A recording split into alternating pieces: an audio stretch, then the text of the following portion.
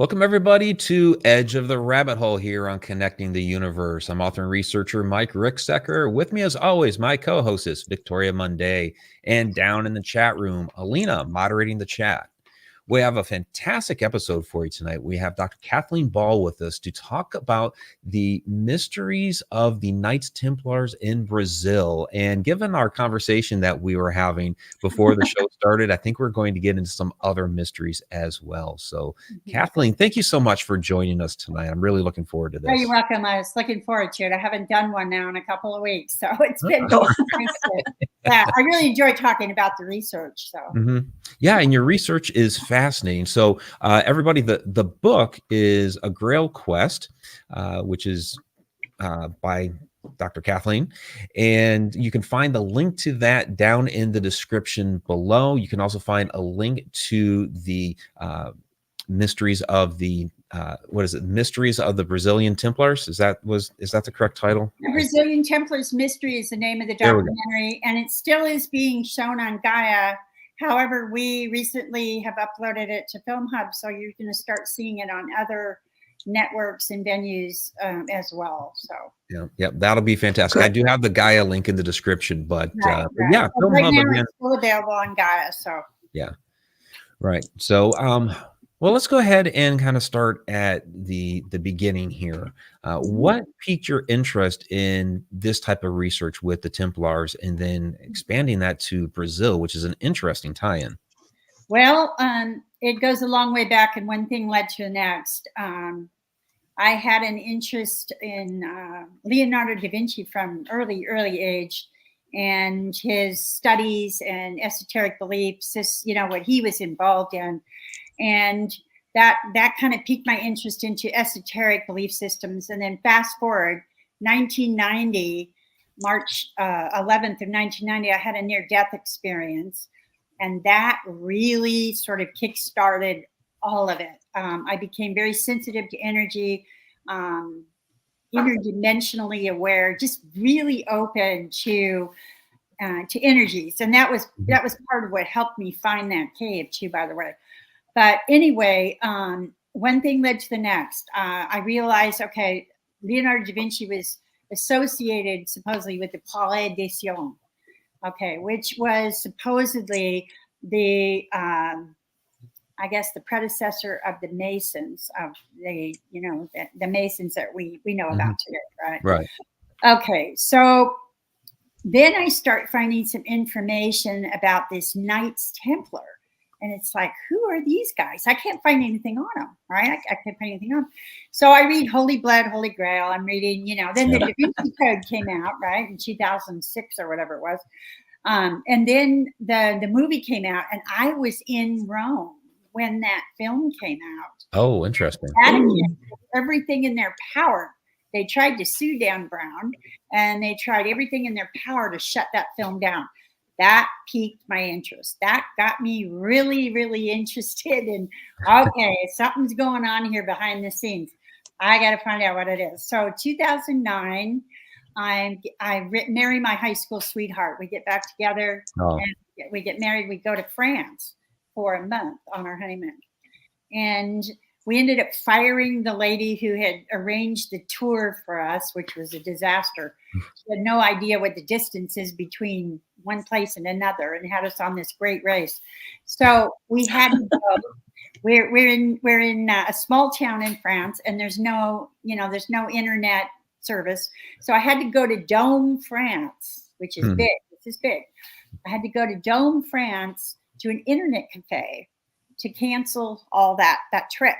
Right. So we could just do it on our own.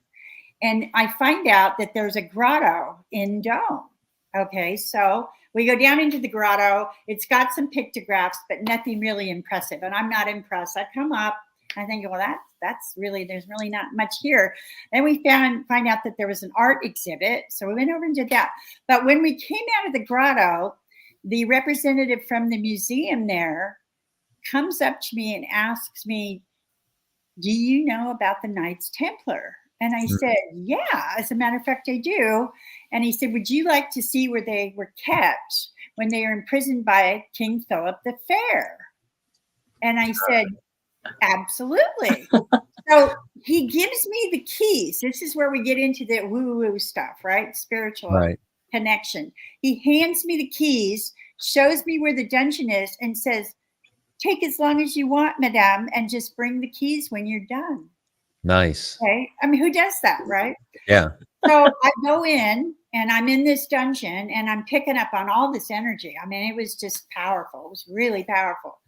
I picked up on this despair and sadness and anger and grief and all this feeling. Yeah. And then it went into a sense of peace. It was really, really very interesting experience. And I photographed all the graffiti that was on the walls in the dungeon, right? All of it.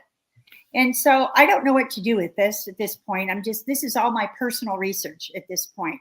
Right. So fast forward to 2015, I had at that time a very serious liver condition. So my girlfriend says, well, I'm working with John of God in Brazil right now. Would you like to come over and see if maybe he can do a healing? Well, at this point, I have had 29 cancer tumors in my liver. Oh. I mean, I had gotten rid of them through ayahuasca, through a whole different, chemo. I tried everything. Okay. I got rid of most of them, but these last two were pretty aggressive. So anyway, tumors. So anyway, I said, sure, let's just give it a shot. What not? Why not? I was trying to avoid a liver transplant at all costs because I was worried about the anti-rejection med. So I get into Brazil. John of God is not available.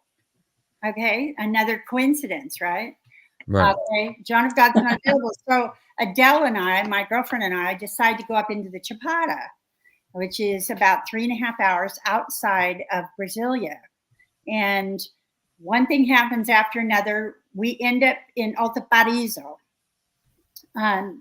And the next morning, she wants to see these waterfalls that are surrounding this. And then it's a magnificent area. It's one of the most beautiful areas I've ever been in my life. I love it. I've been there 7 times. I absolutely love the place.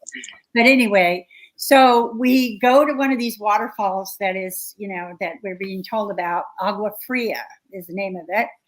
And we're coming up, and the guy that owns the camping pousada on that land says to me, would you girls like to sit down and have lunch? And I said, sure, let's do it. Yeah, we were hungry. I mean, we just got hiking like several kilometers. So we sit down with this fella, and his name, they call him Tattoo, his nickname. So Tattoo tells us about, he says, there on the land next door, there's this beautiful crystal vein that goes through the entire length of the property, the width of the property. And it's about 1 meter high, about 1 meter in width. And there's a whole bunch of loose crystals all over. You can actually take some with you. Oh, wow. Nice. Thousands of them. And I'm not going to say no to crystals, right? Of course. Well, so we decide to go. We find this vein. We find the crystals, all of that. And it's hot. I mean, it is really hot for Brazil. And so the guide says to us, there's a little cave down here. Do you want to go rest before we go hiking back up this straight up a mountainside, right? And we said, sure, let's do it. And so we hiked down. It's about another kilometer or so to hike straight down this mountain. We get to this cave. He lifts up the bushes. And I kid you not, I was just in shock. And I just said, oh my God, what is a Knights Templar Cave cross doing about this cave in the middle of Brazil in the wilderness, and he rattles off a bunch of stuff in broken English and Portuguese, which I didn't understand until later. I had to have it translated. Sure. But basically it had been used by the old women, indigenous women, for several hundred years that they knew of to do magic, what he called magic. So later, I come to find out that the symbols in there were actually Templar initiation symbols. Later, I found but at the time, I didn't know. All I knew was the Templar cross, and the cave was there, but I couldn't get in any further because there was like thousands of spiders and hundreds of bats in there. Yeah. And I tried to go in, and then we put the flashlight in, and I was covered. My feet were covered with spiders and stuff. But anyway, so I got out quick. But I went back, and I kept going back, and I kept going back, and I rediscovered the cave again in 2018 But if I hadn't seen the graffiti in Dome, France, I would not have recognized.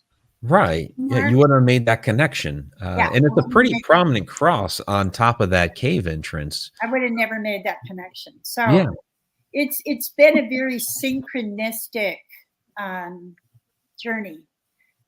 Grail Quest. It really has. It's one thing has led to the next, and it just keeps continuing to lead to the next thing and the next thing and the next thing. You know, I have found out a tremendous amount of information now since the discovery of the cave that they came from Portugal. My last trip to Portugal in February, I discovered where the commandery was. There were 2 commanderies in Peniche, Portugal, that they left from. That was a secret port that was sanctioned by the kings of Portugal for the Templars, specifically for the Templars, to train fellow Templars, young, you know, newcomers, in the art of sailing and how to navigate. All that stuff was learned. They learned that in Peniche at the 2 different commanderies, and there was also what did they call it? Well, anyway, there was actually a school there, a nautical school that they had there in Peniche. So the Templars were going back and forth. And what's interesting is there's a little town that's right next to Peniche, and I found a very, very old church there that dates back to 1140 with the exact same crosses that I have in the cave. Oh, that's fantastic. Now, let me ask you this, because there are people that believe that the Portuguese were sailing to the New World before Columbus ever did. And there are some people that believe Columbus was Portuguese himself and was just following the track that the sailors before him did. Were those earlier sailors, were those the Templars? Absolutely. I found evidence of the Templars in India, in Egypt, all over. I suspect that we're going to find evidence of Templars all over this world at some point, because, you know, I know that they had the Phoenician maps. And I mean, it's obvious they were the first boat builders in Europe. You know, they were the only boat builders for a long time. And they had the first naval, you know, and ships and navy and all of that. And that all came from the Templars. That all originated because of the Templars. You know, Henry the Navigator, what was in the 1314, I think. Well, anyway, when he, in Portugal, when he redid the Convent do Cristo, you know, all of that was built upon Templar knowledge, all of it. Yeah. So I don't know if you've been following along at all, but do you have any opinion on the idea that Templars may have gone to Oak Island up there in Nova Scotia in Canada? Yeah.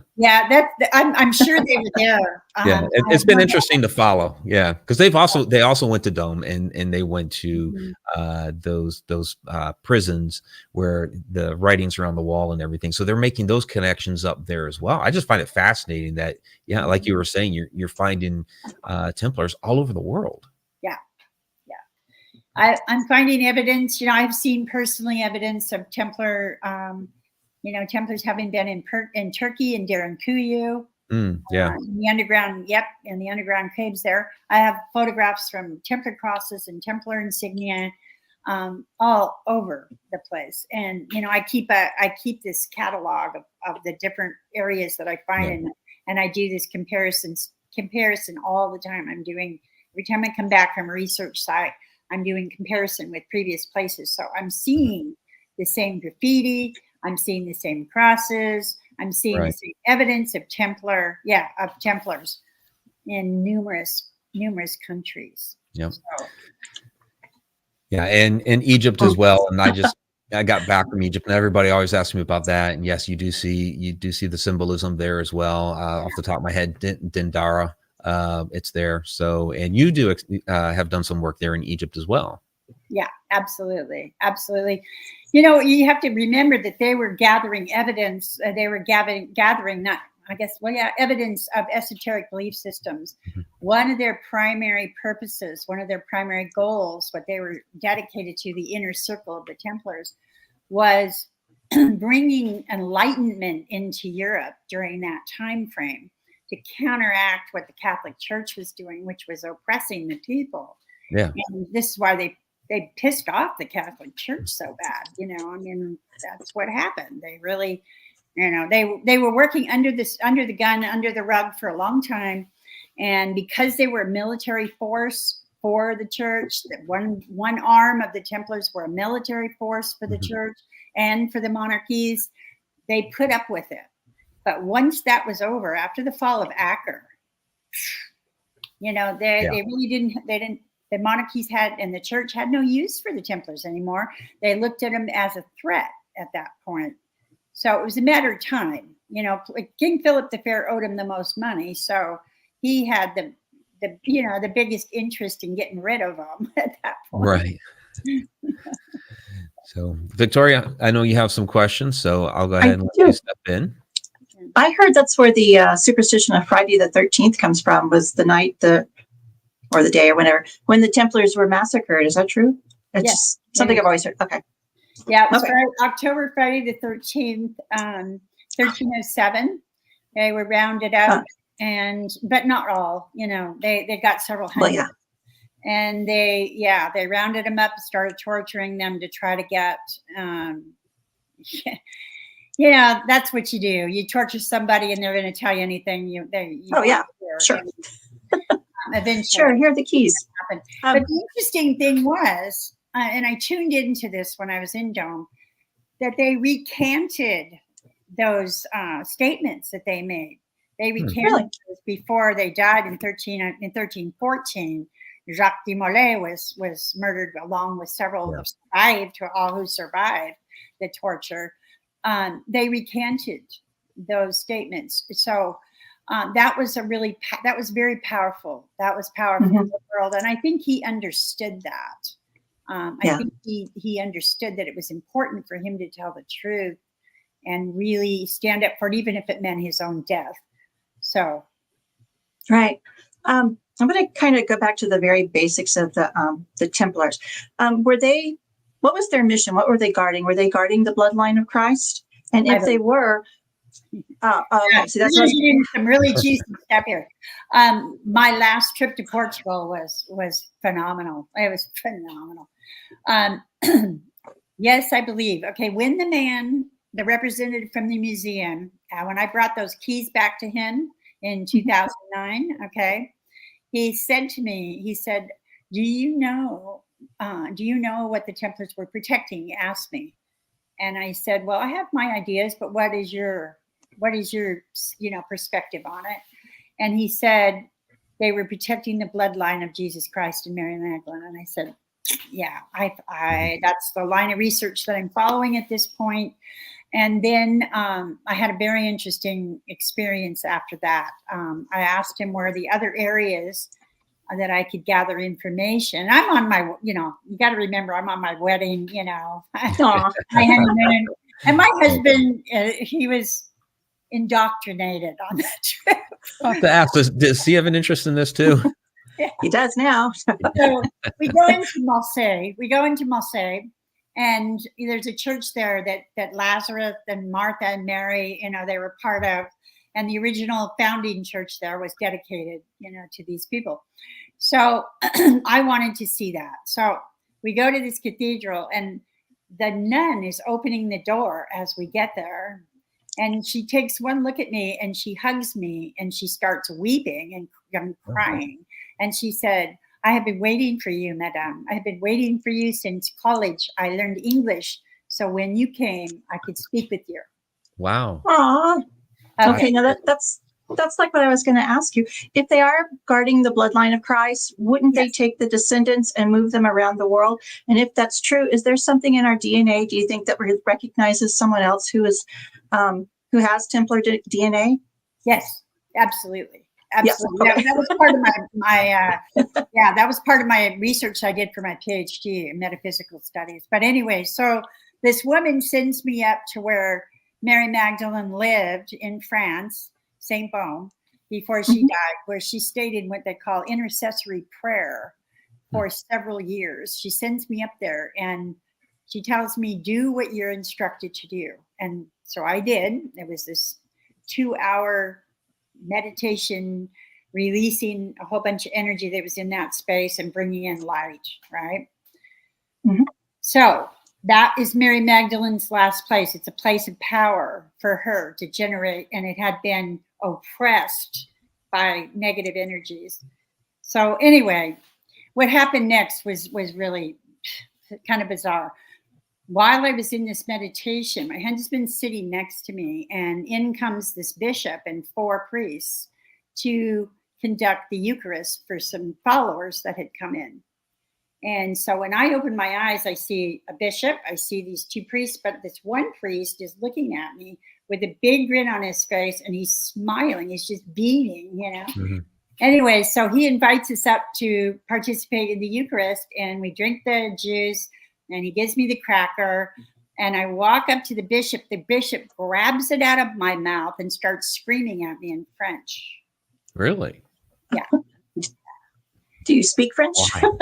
Well, he's picking up on the energy. He's part of the Catholic Church. He's whatever. He's part of something having to do with the Catholic Church that wasn't happy about what I did. So the priests at that point on either side of him pick him up and take him out of the grotto.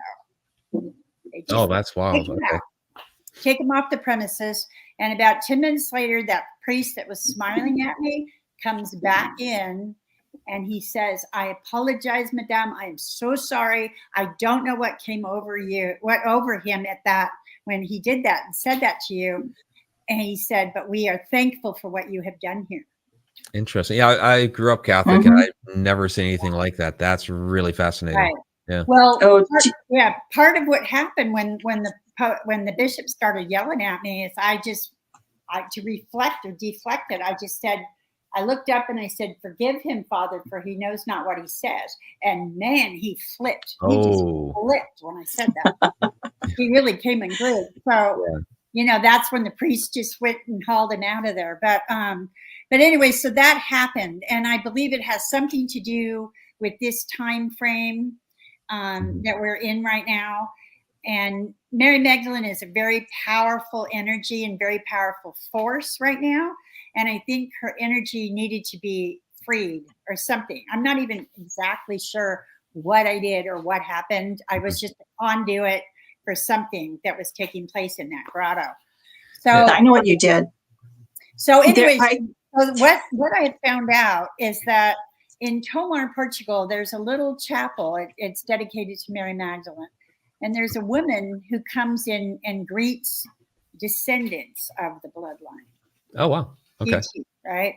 And tells them she doesn't come unless they are a bloodline descendant. Anyway, and from what I found out from the priest there and this woman is that there are probably 7 million descendants of that bloodline right now. The Catholic Church has done everything in their power to annihilate that bloodline, but they have not succeeded. The more they exponentially over time. Yeah. People appropriate. And I also believe this is something else I think is important, that one of the reasons the Templars traveled to so many different countries is they were colonizing and distributing this bloodline. That would make some sense. Yeah. Before Christianity had the big foothold like it does, or did, there was a power called the Divine Feminine. And I do believe the Divine Feminine is rising up again, and the churches are no longer suppressing it. Do you think maybe the priests recognize that you have I'm just going to call it DNA, that you are bringing the Divine Feminine back, and he kind of sent off red flags? Absolutely. Okay. Absolutely. If you see my film, one of the Templars that I interview, Joao Fiendiel, there, that in that film, he talks about the Templars' dedication to the Divine Feminine. Yeah, because I think it's coming back. I mean, people are still trying to suppress it and push it down, and I think that is part of what people are calling the Great Awakening now. That the balance is being restored. It's no longer one way; it's going to be balanced. It's going to be balanced. And see, that's what Akhenaten did too. I find this really interesting. That's why I'm doing this research again to find out my connection there, because I believe that this esoteric belief system that the Templars brought forward in the 1300s, from 11 to 1300s, and still underground we're doing, was ancient. Goes back, what Timothy Hogan claims, it goes all the way back to Atlantis. I think it goes back even further to Lemuria. Yeah, so we were talking a little bit about Akhenaten before the show started, and I mean, we're talking about multiple things here. So, of course, the Grail Quest, the Holy Grail. When you start talking ancient Egypt and some of your explorations that you're doing now, we're also talking about the Ark of the Covenant, or all of the different arcs that were available. So, how are you drawing in these connections to like Akhenaten, his turn of the culture there to monotheism, which you're, like we were saying before the show, or like you were pointing out, that no, that was a reversion back to an earlier form. So what are the different connections that you're making here between all of these different aspects? My theory has been for a very long time that Akhenaten was contemporary with Moses. And he gave him the Ark of the Covenant. He was chased by the previous pharaoh structure, the priests and whatnot. You have to remember that Akhenaten he moved the whole governmental system to Amarna. Right. He totally denounced that whole what he considered corrupted priesthood that preceded him. Okay, but those people were waiting in the wings for him to die, because that's a tremendous amount of power. They didn't want to let go of it, right? Okay, so a number of things happened to bring about this train of thought for me, and I'm not going to get into all of that, but that's a whole show in itself. But anyway, the upshot of my research indicates that Akhenaten willingly gave Moses the Ark of the Covenant and the staff.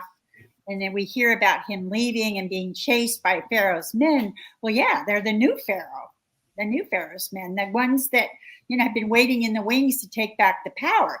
Those are the ones they chased in. It wasn't Akhenaten's men. It was these old folks that wanted to come back and regain power. They wanted the Ark of the Covenant back. Well, Akhenaten wanted to see the continuance of one God. Right. Well, who was doing this on our planet at that point in time? Moses, the Jews, right? So basically, you're saying they were chasing Moses down because he was going to spread this idea of the one God that Akhenaten had, and once Akhenaten thought, they went after him. Akhenaten, he wanted to see that happen. And so he willingly gave it to Moses. And then, like we talked about, you don't hear about the Ark of the Covenant in the Bible, and like I said, I've read the Bible at least 400 times and done a lot of research with the Bible.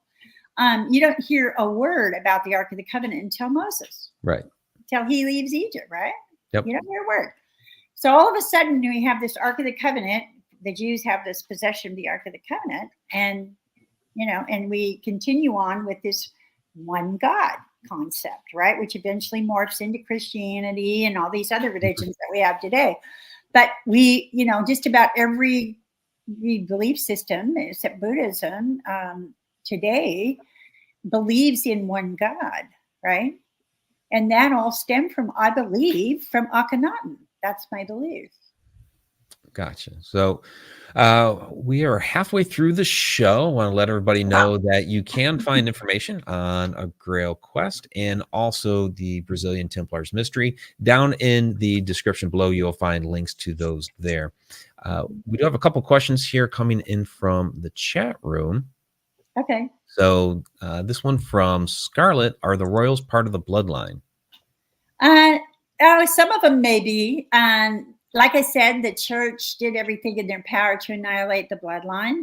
That's a great question, by the way. They did everything in their power. And at one time, I believe, for many hundreds of years, the French the French royal family had, they had a member, and it continued on, that was of the bloodline that began with a daughter of Jesus and Mary Magdalene. And this is why the French kings would go into the grotto that I went to in St. Baume when they first became a king and they married, and they would go to the cave of Mary Magdalene to bless their wedding, and with children, right? With the next generation. And this went on for hundreds of years. Now, we do know, we have some indication that Jesus and Mary also had a son that went into the Scotland area. And so, but we don't know about any descendants from that one. And then there's also a third child, possible, another daughter, a second daughter, that just sort of disappeared into, we don't know, we have no idea. But from what I understand, after talking with my friends in Tomar, that there are several hundred million descendants today, despite the fact that the Catholic Church has literally hunted them down and tried to murder them and tried to really literally kill them. And, so what happened after the descendants of Jesus Christ and Mary, we have the Carolinians in France that took over. That was strategic on the part of the Catholic Church when that whole thing happened. And at that point, I believe that the descendants of Jesus and Mary Magdalene were no longer part of the royal family. And I think the same thing happened in England, because Richard III, who's one of my ancestors, was the last one that carried that bloodline. So gotcha. Okay. Yeah. So to answer that, I don't know about, I haven't studied any of the other. Right. Not specifically that you would know, but it's possible, just because of the proliferation of people across the globe at this point. Right. Then Tom McNicholas was asking, did you find any artifacts? Where? Operations? I believe he's talking about the cave. I found artifacts all over the world, but I'm not sure. In the cave itself, there was nothing loose. It was just the graffiti on the walls and the cross above the cave. What I did find out is there's a group of people called the Kalunga, and what they are is escapees. They were slaves. They were brought over to Portugal from the slave ships. And before they were dropped off, before they actually, when they got into the harbors, they jumped ship and they got out, they left. And they ran into Alto Paraiso, which is where I found the cave. So, and this is what's great, is this happened in the late 1400s. And at that point, they stayed in the caves that the Templars had built. So the caves were there prior to that. Well, so are there any other caves or buildings or ruins or anything like that associated with the Templars? There's 2 more caves that I still have to explore. They are on Kalunga land, so I am now bridging. I'm met with the Kalunga. It's a very difficult process. You meet one of them, then you get to meet that kid's. Usually, it's a younger man or young boy. Then you get to meet their older brother. Then you might get to meet an uncle. And then you might get to meet, another uncle. And then you might get to be introduced to the grandmother. It's quite a process.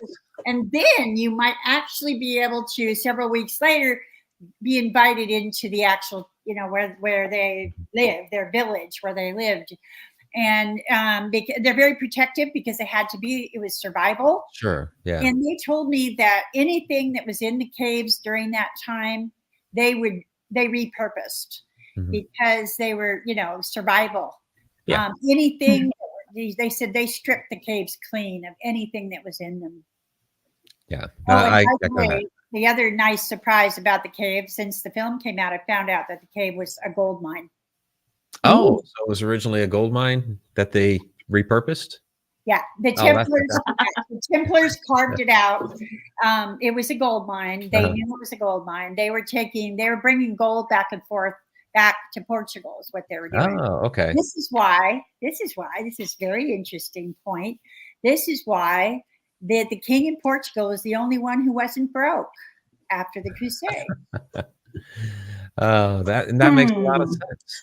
So, do you think in Brazil there, or even somewhere else in South America, people are always talking about a Grail Quest, searching for the Holy Grail? Is that a possible location of the Holy Grail? I've had a lot of people believe that I'm going to find it there. Yeah.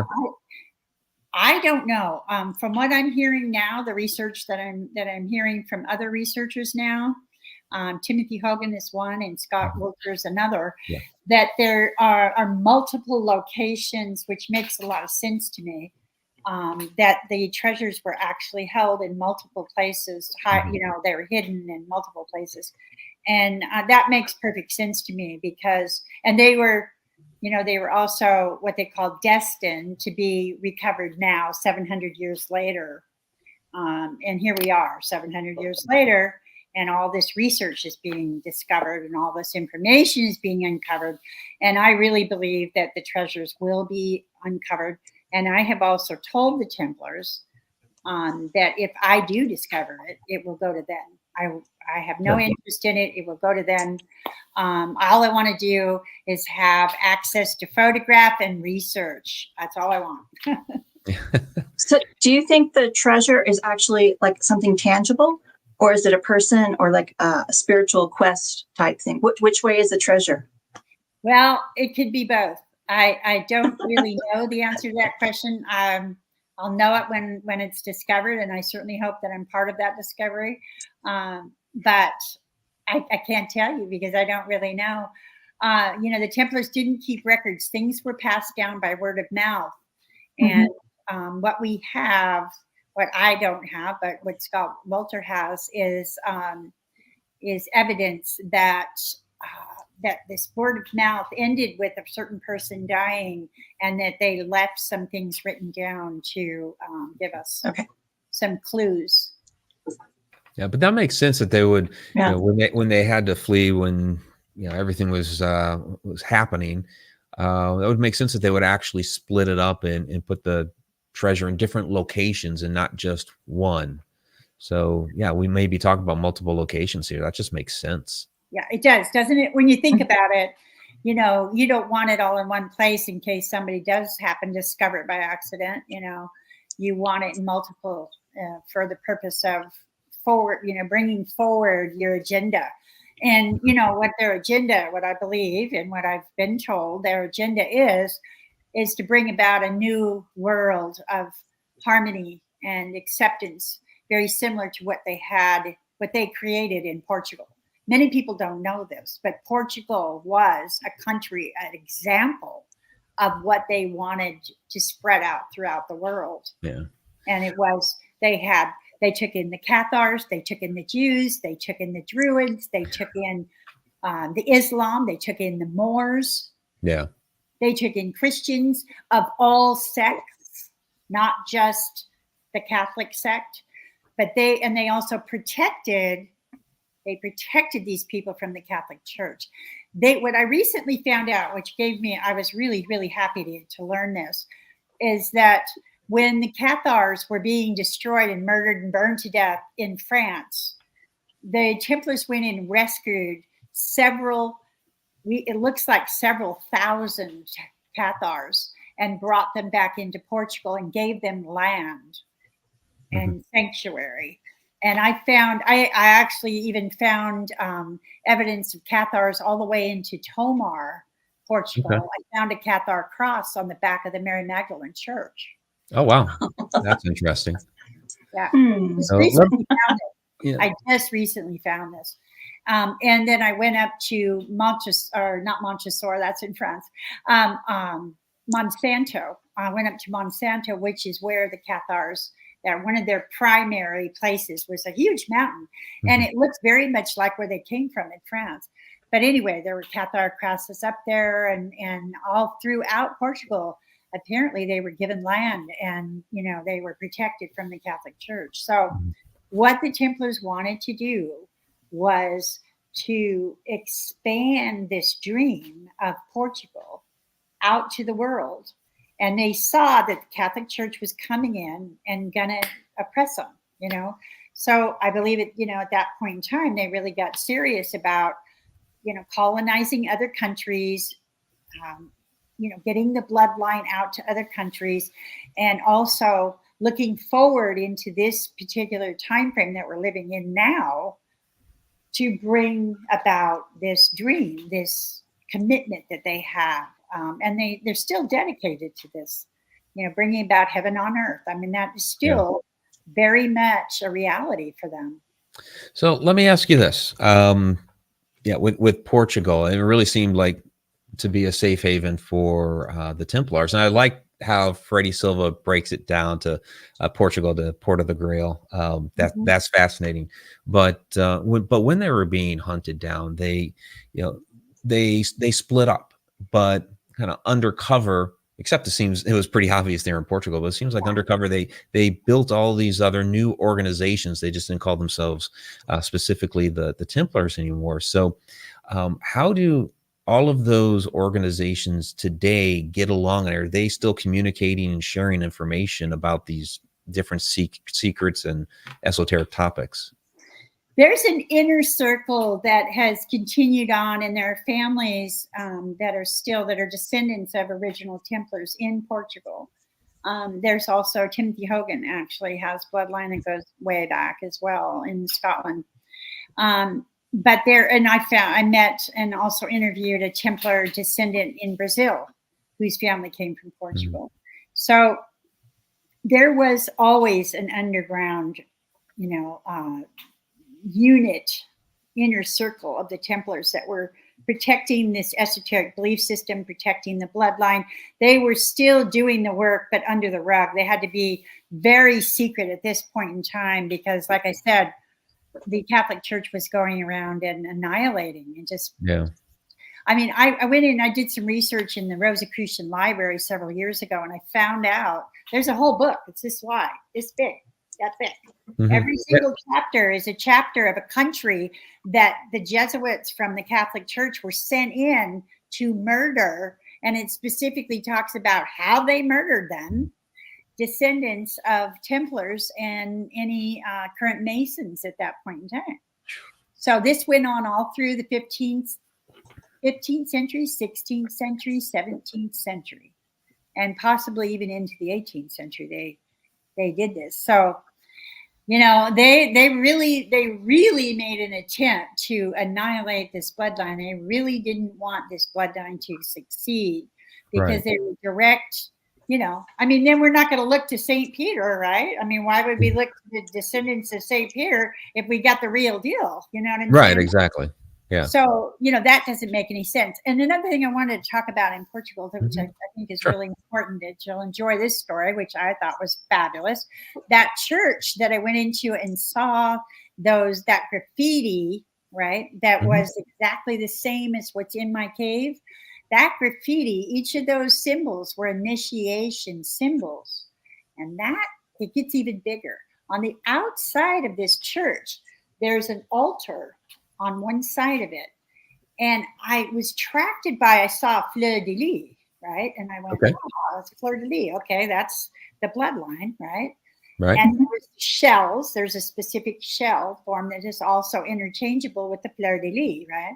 I saw those and I'm drawn in and I went, wait a minute. There's two children here, a boy and a girl. And I look below it. Gets better. I look below it. And there's a woman and a man. And the woman is wearing like a veil type, like Mary Magdalene, right? Okay. And like, holy moly. The whole thing was surrounded by fleur de lis. And it's right there in plain sight. It was a narrative of the bloodline of Jesus and Mary Magdalene. It was a family tree. So this is going to be in my third film, by the way. This is going to be in the third episode. But I was just like, Oh, and it gets better too. This was, I got a kick out of this. So I'm trying to photograph. I have my photographer, my, translator, everybody, we're all inside the church.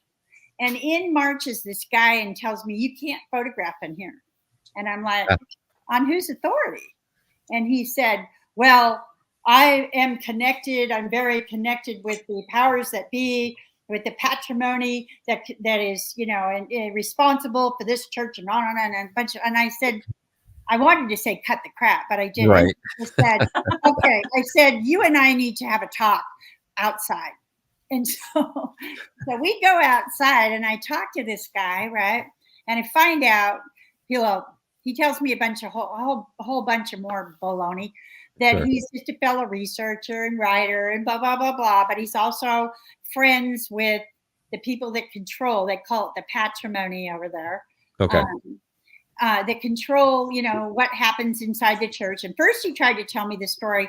Well, you can't photograph because there's a lot of gold and blah, blah, blah. And we don't want that out there for thieves, blah, blah, blah.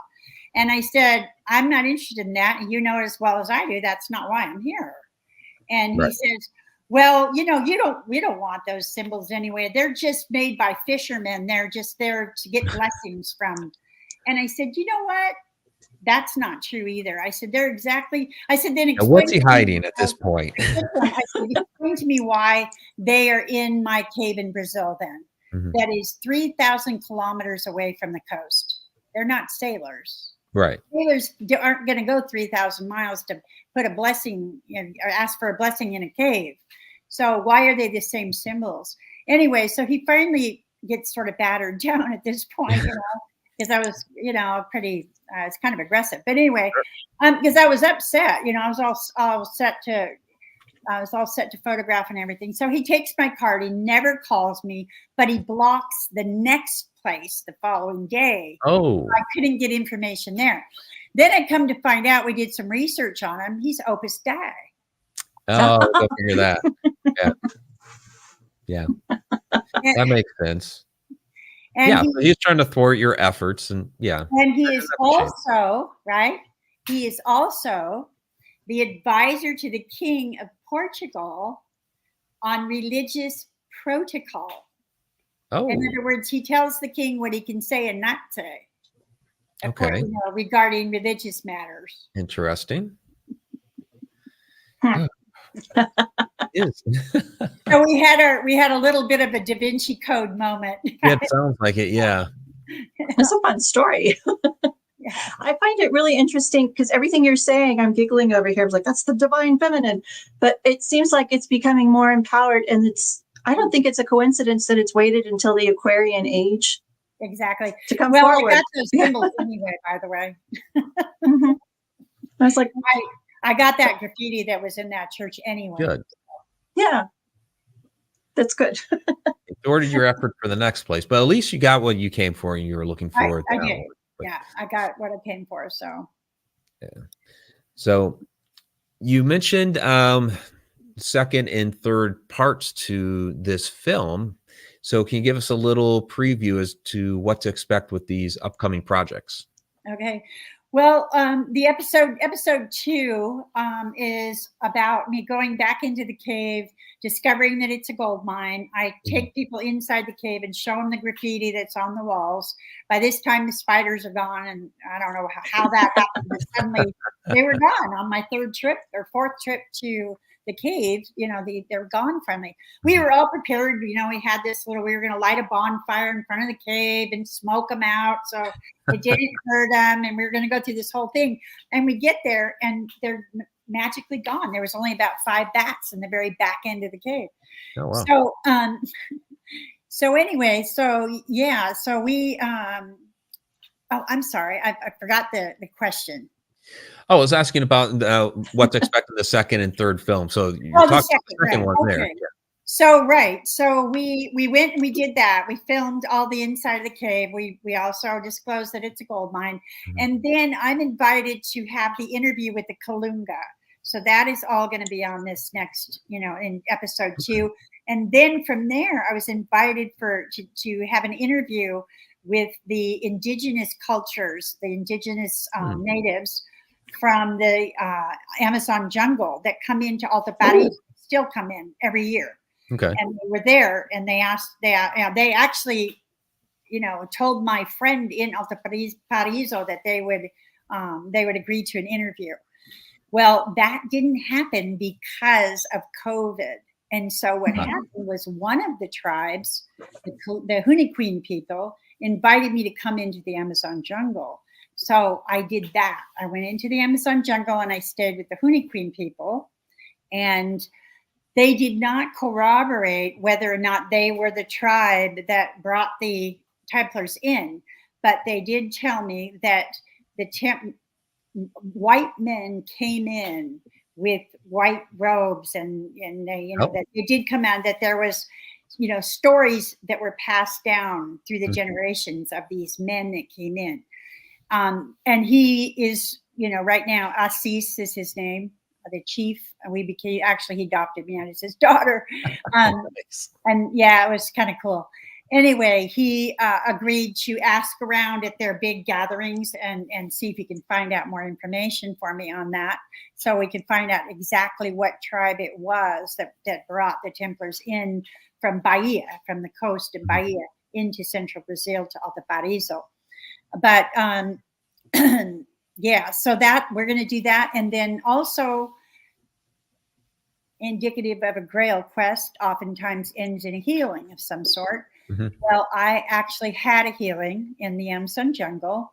I'm no longer taking anti-rejection medication. Oh, great. Wonderful. Haven't taken it in 3 years. So I was healed from that. And that was my big fear. Remember back when I was trying to avoid and going to go see John of God and all that to avoid liver transplant because of the anti-rejection meds. And at that point in time, they were beginning to cause kidney damage. And I was very worried about that. So I was doing this spiritual prep for the right opportunity. I never knew when that was going to come about, but I was doing the spiritual prep to let go of these anti-rejection meds. And it ended in the Amazon jungle in ayahuasca ceremony. And I no longer take the anti-rejection meds. That's fantastic. That's great. I just want to make an observation here that, modern medicine, modern professional, I guess, research is kind of the more, well, yeah. They reject, consistently reject like indigenous medicine or tales passed down from indigenous tribes, but this is actually where you get the real information. You got real healing, and you're getting real information about something that happened long ago. And I just find it bizarre that the mainstream likes to just cast all that aside. And here you are, healed, and you're finding pathways with your research from the indigenous tribes. That I always find those stories amazing. Yeah, well, consistently, religion and government have tried to sell us what we had for free in the beginning, And this is one of the things that Akhenaten, was not trying to sell, and I think that this is part of the original esoteric beliefs that were indigenous for the world, for the whole global peoples at one point in time. You talk to people in Africa and they say, yeah, they wanted to hand us a Bible, but they wanted to trade us for our land and then sell it back to us, Right. Yeah. All right. So the same thing with medicine. If you look back in the history of medicine, little by little by little, they wanted to take more control. Big pharma. I see the question. Yeah. Right. If there's no money in it, they're not interested, and they're going to try to suppress it because it is a threat to what they're trying to sell us. And that's the belief that we need then to be healthy. And I take no medications. I'm 68 years old. I don't take anything. Wow. So, that's pretty amazing in this world today. Yeah. But yeah. I believe in the healing abilities of the body. And, I had 7 cancer tumors while I had cancer liver. I did do an ayahuasca ceremony in Peru in 2014 as well. And I healed 7 cancer tumors. That's amazing. I know that it's a viable. I know it's a very viable method, but you have to be spiritually prepared. And it's not something you just go do it and say, well, I'm going to just go do ayahuasca and I'm going to heal this or that. That's not how it works. It was months of preparation. And for the liver transplant medications, it was 2 years of prep. Wow. I didn't know exactly, because the healings happen different ways for me. It's not always the same thing. So I didn't know what was going to be the actual mode of the healing. I just knew that I was preparing for it. So 2 years in it. Okay. Can I ask you a question real quick? Because I know we're running out of time. When you're on a spiritual quest or a Grail Quest, if you want to call it that, I heard you say that after you found the cave, your house burnt down. Do you find that obstacles are put in your path and you have to overcome them? Yeah, we still live in this world of opposites. You know, I was an artist for many years, and one of my big, huge installations was Union of Opposites, which is, the time when we unite and harmonize. But along with the Grail Quest is you're going to have challenges. And the reason for the challenges, it makes you stronger. It makes you stronger. It makes you more dedicated, more committed to the quest itself. And, I think it's necessary. It's actually necessary. It's a blessing in disguise. Many years ago, when I was 16, I started studying the Tao Te Ching, and I started studying Lao Tzu, right? And, the belief in the yin yang, that everything has its opposites and you need both parts. There was this story of the Chinese farmer, and the horse ran away, and townspeople came and said, oh my God, what a terrible thing. He says, well, maybe. The next day, 7 horses come back with his horse. Like, oh, now you're rich. And he says, maybe. The next day, his son goes to break one of the new horses, and he falls and breaks his leg. And they say, oh, what a terrible turn of events. He says, maybe. The following day, the conscription officers come to take his son into the army, but they reject him because he has a broken leg. So again, they say, oh, you're such a lucky man. He said, maybe. Well, that's the end of the story. And, but the story continues on. And in a real Grail Quest, that's what it's about. Right. Yeah. Because I was thinking, it is. Yeah. Some of these obstacles. Yeah. Some of these obstacles are enough to stop somebody, but the person who is dedicated and supposed to continue will just keep on going. So, right. Holy moly. I was going to say something else, but well, we only have a couple minutes here before the public side of our broadcast ends. Those that are members of the Connected Universe portal, stay tuned. We will have our after show following that, and Kathleen will join us for a few minutes there as well. So, but Dr. Kathleen, please tell us how people can find your book, A Grail Quest, and also the film. You can get my book at Amazon.com, or you can message me on Facebook, Kathleen Ann Ball, or That Templars in Brazil, and I will send you a signed author's copy. Either way you want to go, Kathleen Ann Ball or That Templars in Brazil on Facebook. I'm also on TikTok. I'm on what are the other ones? All of them. You're all over social media. If you get a message to me on Facebook, that's the one I interact with the most. Just, send me a messenger message. I will. I'll send you a book. Yeah. I want an autographed one. So, yes, that's. Signed Victoria. Oh, there we go. Yeah. I have a library. I'm not kidding. This is overflow. You do. Yes, I do. You used to have that big library behind you when we do our broadcast. I still have it. It's to the side. Okay. It's in the living room. There, it's like Library of Congress here. I mean, it's just books everywhere. Yes. All right. Well, that's going to go ahead and wrap it up for the public broadcast for this evening. Those that are listening to the podcast version of this later, the audio version, please join us every Wednesday night, 8:00 p.m. Eastern time, here on Connected Universe Portal. .com, and we do of course have the YouTube broadcast, but only Connected Universe portal members get the after show that's coming up right now.